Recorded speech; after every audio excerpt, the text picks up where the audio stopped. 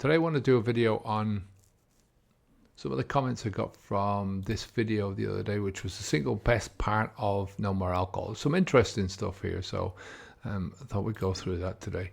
Okay, I stopped drinking 25th of the 10th, 2024. Always confuses me, these dates. We do it the other way around, so we put the date on the front and the month in the middle. Okay, you helped me so much. Really cool. Thank you. I remember when I drank a lot of years, I would always say to myself, I would live sober one day. It's bullshit unless you put your foot down on yourself. Now I'm on the other side and not beat down and sick. You know, I never thought that. I always thought that I was a drinker. I always thought that, if alcohol had not done me any harm. My dad used to say the same thing about cigarettes. If the cigarettes had never done him any harm, he would never have stopped smoking. And I think I would be the same with alcohol. Since I've stopped, this is as a drinker. Since I've stopped, I've changed my mind on that, because I know that it's not just the damage, the physical harm that happens. And I think we tend to focus on the physical harm. We say to ourselves, look, if there was no physical harm, then I'd be still a drinker. If I didn't have the hangovers, I'd still be a drinker. If my liver wasn't wrecked, that kind of stuff, I'd still be a drinker. But for me, it's also the time and energy that you have to put into this stuff, right? There's a lot of energy that goes into just to spending that time, going there and doing the things that you're doing. So apart from the physical stuff, a lot of damage, a lot of wasted years, a lot of wasted time, a lot of wasted energy, a lot of wasted opportunities, possibilities in life. I'm where I am now. This is the point, and I'm happy where I am now. So that's, I think, one of the best things about the whole journey is once you've stopped the flow and you start doing work on yourself, then you get to that stage where even though you want to grow and you want to move forward, you're still happy about where it is that you are at the moment, right? So, but yeah, I never got to that stage. Only at the end, the last year, the last couple of months, even in September of that year, 2012, September, October, I don't know what forced me to, what happened in my life, that I was looking at websites and forums and trying to find ways of cutting back, and that's what I was typing in and asking questions on. And most of the stuff that I was getting back was from people saying, don't even bother trying to cut back. These are alcoholic forums, maybe, or stop drinking alcohol forums. But mostly from, I think most of the forums out there, if you're looking at, in terms of how their methodology and the ideas that they have, 80% of them are going to be some form of alcoholism, disease, all that kind of stuff. So, and it just never, I was trying to ignore anyone who said to me, stop drinking altogether. Although when you have enough people saying that to you, it does seep in after a while. So anyway, to me, it's 100% waking up, buzzing with energy, well rested, no brain fog, grogginess, anxiety or depression. This is how life is meant to be once we break free. That's exactly what I'm saying to you is, when we were kids, you have a lot of energy. I think life saps a lot of energy, saps a lot of the buzz out of life. The jobs that we get when we're younger, and the careers that we settle into, the life that we settle into, can sap that energy and sap that buzz out of life. It can give you a certain form of anxiety or depression or negative aspects of life. And I think a lot of us turn to alcohol for that reason, or we've already been drinking alcohol and we start to drink for that reason. It's easy to kind of say to yourself at the beginning. I'll give you an example. When I first started going out into bars, I was shy. It helped me with my shyness, right? So it helped me. It helped me in the moment with that shyness, so I didn't feel as shy. But I never learned in those situations how to be shy without the drug, without being medicated, which is the point of life, right? This is exactly what this person is saying. This is how life is meant to be. It's how life is meant to be. Not once you break free, but it's how life is meant to be. You're supposed to learn these things, learn how to deal with anxiety and depression, all those kind of things. So I think then we substitute the buzzes of life. We forget about the buzzes of that came naturally to us when we didn't have the responsibility. And instead of kind of growing into that responsibility and that commitment of being an adult, we short circuit that by drinking or taking some other drug, and we get used to doing that. And that's part of the habit that we're trying to get rid of once we've had the habit for a long time, and once we see the consequences of that habit, once those consequences are visited upon us, if you like. So yeah, realizing the brain fog is lifting is so amazing. I feel like a superhero. Yeah, it's just one of those, you don't realize how much the alcohol has affected you until you stop, and until you stop for a significant period of time. I think you start getting an eye for it after a few weeks, but it's not until you stop for quite a long time, I'm talking in the months, that you really start to feel the benefits of not having the brain fog, and you start to see the repercussions, the consequences, the rewards, if you like, of that. So you start doing things, and then you get up the next morning and you do more things and no hangover, and then you do more things, and gradually you're building up positivity in your life instead of the negativity of alcohol. So heading towards 5-year sobriety, some of the things you say in this video are so recognizable. Getting sober was and still is the best thing I've ever done in my life. Yeah, best decision I ever made. My 45-year-old son and I, my 45-year-old son had 1 year sober yesterday. Oh, wow, cool. Almost 3 years, fantastic. Well, it sounds like you were the first one to do it, and you were an encouragement for your son, hopefully. I don't know whether that's the case, but it sounds like that. Fantastic to be free of all that nonsense. Yeah. I think, it's one of those things which hit me hard at the beginning, was how much I had infected my son with this nonsense. So, yeah, really good. Fair play to you. Beth. 200 days sober. The real test for me was a 3-week vacation in the Gran Canaria at a hotel where I was always drinking Jim Beam, Coke, Zero, half a litre of bourbon and 2 litres of Pepsi before dinner at 6 p.m. Starting at 3 p.m. on the balcony, listening to music, using Tinder, overlooking the pool. Life is beautiful after all. I'm 50, fitness conscious, and I noticed that after the first 3 or 4 pleasant emotional blends, one of the stories we tell ourselves, right? I just started to binge and couldn't really relax anymore. YouTube helps me a lot. Now my experience after 200 days, I'm certainly clear-headed and very, very proud of myself, so you should be. But there hasn't been a lot of change in my general life yet, which is to say I'm basically doing everything exactly the same as before, just without any crazy activities and just more subdued and sober. The best, no hangovers and a guilt-free regret feelings anymore. And guilty regret feelings anymore. True happiness pops up here and there, and when it does, when does it ever stay consistent? Greetings from Germany. A lot of people find this. I mean, I find a lot of my clients are successful people in kind of almost every area of their life, especially particularly in business, with their families. They're not creating havoc within their families with their alcohol.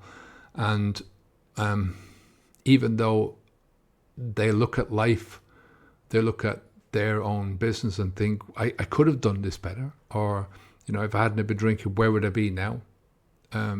You get people who go out regular golfing and just doing different things, different activities. So they don't necessarily need to change a lot in the external sense of the word. But I find a lot of people, one of the reasons why a lot of people find difficulty in even coming to the decision to stop drinking alcohol is because they don't want to admit when they're wrong. They have everything under control in their lives, and they think that this is under control. And it's certainly somewhere where I was. It's you keep pushing the can down the road, right? You keep saying to yourself, you keep looking at the definition of what you think is an alcoholic, or you think is a problem drinker, or problem drinking, and you push down the road and you say, well, that's not me. Maybe I cross the line every so often, but it's not me in general, because look at my life. Successful business, successful career, successful family, no problems there. So how can I be like that? And that is the problem, is it's admitting that that there is a problem in this area of your life, right? That you are wrong in this area of your life. You're wrong to stop, to have not stopped doing this a long time ago, if you get what I mean, right? And that was exactly where I was, except that I had been successful in Ireland with a forestry company, but it could have been so much better. And when we moved to Spain, I lived in Spain for a year after I stopped drinking. I left my business behind, and I built another business, an online business, writing articles, and a fledgling is the best way of describing it. But it wasn't successful. We kind of lost a lot in that first year. So that was part of the decision. It was part of the motivation to stop, was that the real kick across the line, as I said earlier, was my son. But like I said, it's that when you get to that stage, then a lot of the, this person, sorry, I missed your name. I didn't get a name. This lad from Germany, we'll call, he said, true happiness pops up here and there, but when does it ever stay consistent? And one of the things that I do in my coaching is we dig down into values and beliefs. And a lot of the time you've got underlying values and beliefs that are stopping you from moving forwards, that come from that kind of mentality. As I said earlier, we drink because our friends drink. We drink to be in certain situations, and then that becomes a part of our lives. It becomes a normalized part of our life. So it's almost difficult then to get outside of that. Like you say, half a litre of bourbon and 2 litres of Pepsi before dinner, right? So it's happiness. I don't think happiness is a consistent thing that I've ever felt. I think contentment is more of a consistent thing that I can put that's how I feel, is I'm much more content now than I was before. And that is a consistent thing. And that happened for me after 7 or 8 months, maybe. But it's got better over the years. I think the more you do, the more, there's times when you lose the contentment, when things are not going well in life. And there's so many things that are outside of your control that you have to respond to. And much of the time, if those things are new to you and you've never responded, you've never had to respond in certain ways before, then that can become difficult. Do you get what I mean? It can become difficult to know how to respond. And that's a learning process. And it's only when I think when you understand how to respond in the fundamental ways to your own emotions and to your thoughts, and to try and harness those thoughts and to chaperone them as well, and to put blocks around them, so that you're kind of putting your thoughts and emotions into a box, which is the only way to really deal with them. Not that you're labeling them, but you're saying to yourself, well, I'm not going to do this or that or that. I'm going to do this. And once you define what you're going to do and what is good for you, then on a fundamental way, then that helps you to move forward. It helps you to see things in a clearer way. So then when situations come up that you don't know how to deal with, that you have no experience of dealing with, that fundamental, those first principles things, that helps you to figure out what's going on and then to deal with things. So, don't know if that answers your question, but all the rest of it is good. I mean, this is a journey for the rest of your life. Like you say, you're 50, so you're around the same time as I was when I stopped drinking, and you've noticed so many of the different things. So you're basically saying that clear-headed, very proud of yourself. They're kind of the emotions that you feel when you're getting away from the alcohol, when you're detaching yourself from the old habit. That clear-headedness, waking up every morning without a hangover, being able to sleep better, all those kind of things. What you find, the more you get into it, the more work you do on yourself, the more consistent outcomes that you gain in your life, the ones that you want, the positive, consistent outcomes, the more you will find that contentment, right? And the more you will stop talking about yourself in terms of this is what happened because I stopped drinking alcohol, and you start to talk about yourself in terms of this is what has happened because I made these changes in my life. Nothing to do with alcohol then. If that makes any sense. All right. No more waking at 2 a.m., haunted by the familiar guilt of having drunk too much again, and bargaining with myself in the dark, promising tomorrow would be different. I think everybody has got that. That was just 6 minutes ago. Most of these are a couple of days old. I'm 200 days alcohol free today. Fair play to you, Cheryl. This was from Mike. Wilbert Wolfs.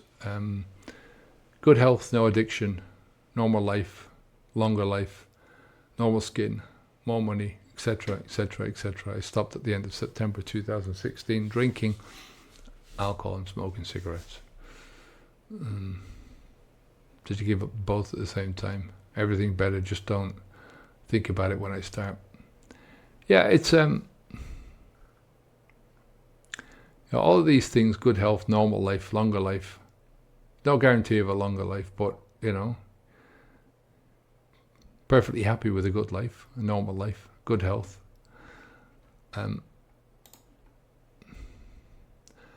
Anvil 5, 4 years sober, and I don't miss it. I did lose a lot of friends, but I quickly discovered that it's not a lot of fun to be around a bunch of drunks. Amen to that. The friends that you lose, I think, some of the friends that you lose because they will disappear from your life because they don't want to be around you anymore because you're boring, you're sober, Who wants to be around somebody who's boring? That's the way that you look at it. I mean, all you have to do is look at yourself and how you may have treated other people, or you may have looked at other people, even if you didn't say it. It's like anyone tries to hang around with you when you're drunk and they're not drunk. It's not fun, especially for them, right? But, a lot of friends you have to deliberately leave out of your life. Somebody says, what is fun after quitting? Have you ever found alternatives to drinking that you enjoy? I'm still searching, no interest in drinking anymore, but I still find myself wondering what I should do when I'm not working. It's experiment. Most of the time you need to find another group. You need to find not a sober group. I think that can be too much focusing on alcohol, but certainly people who are not drinking while you're doing that. And then if they're going off drinking afterwards, then you don't partake in that. But group things, I think to have that community. It depends what you were drinking. You're talking about fun while you're drinking. I'm presuming that you went to bars. It really is kind of looking outside of the box in terms of your life and what you think is going to be fun. A lot of the time we look at things in life and we think that it's we look at hobbies and things that we can try outside of ourselves to have fun, and I think that it's kind of like defeating the purpose. A lot of the fun that you're going to have in life, the contentment that you're going to have in life, the good times are, we take regular vacations now. I mean, we were lucky. I was lucky if I got a week when I was drinking. Lucky, a week every year. Normally it was a week every 3 or 4 years. Now we do at least 6 weeks away, and then weekends on top of that. And it's just you have more time on your hands. You have more money on your hands. You have more energy to put into different things, which can come about with more money. So it's all good. It's experimentation. Experiment with different things and give them a try. Unless you find something completely obnoxious and you're not finding any fun with it, then you have to give it a chance. A lot of the time, it's really stepping outside of yourself and giving things an opportunity, especially things that you thought were boring before. For me, I put myself into work for a long time after I stopped, and that helped me. I had my family, so we went out for regular meals, and as I said, we went to. I think the first vacation that we had wasn't until October of that year, but we had a few day trips, and I just walked, and we found new places to walk, and it was those kind of things. I knew what I was getting into, I read a lot more, read a wider range of things. So that's from my perspective. Not a beginner here trying to quit for 10 years. Had a few bouts of prolonged sobriety, but I still treat day one as if it were truly my first day sober. That drinker's voice dwells in your head, ready to pounce when you least expect it. Better to be vigilant. It is. The drinker's voice is going to stay around until it's no longer relevant. The drinker's voice is attached to the habit. So as long as you've got the habit, the drinker's voice is going to be there. It's like I always call it the drinker's identity, because there's certain parts of you that come with the habit. You think in a certain way because you're a drinker. Your mind operates in a certain way. Your mind will focus on certain things because you're a drinker that it doesn't do when you're not. You see people in a certain way when you're a drinker. That's part of that identity. You see situations in a certain way. You see money in a certain way. You see work in a certain way. All of your life is looked at through that one lens once you've been a drinker for a long time. So just because you stop drinking, it doesn't mean to say that all of that's going to disappear on day one. It doesn't. It takes a long time. Some of it takes years to disappear. But the main thing is get to those day-to-day where you're stopping, where you haven't had any drink, and then you're comfortable with yourself in that day-to-day stuff, and then you deal with things as they come up. And always look at alcohol as being something that you're never going to do. Commitment is the key. If you're going over 10 years and you're still treating day one, you're not committing. Committing to the one thing. Don't put the alcohol into your mouth, and then everything else after that is treat that as these are all separate challenges that you have to overcome, right? But that one challenge of stopping drinking, not putting the alcohol into your mouth, that's done. That's the one thing that you commit to. I have a recurring stumbling block that I encounter. It takes place when a situation forces me to act and I don't handle it well. And then I feel guilty or unworthy. Eventually, I feel the need to start over. Eventually, I decide to buy a certain amount of alcohol, light some, so the ritual. Most of the time I end up spending a 3-day spree. I often wish I could go a week. Thank you for the program and all who participate. I appreciate it, right? I don't know what the stumbling block is.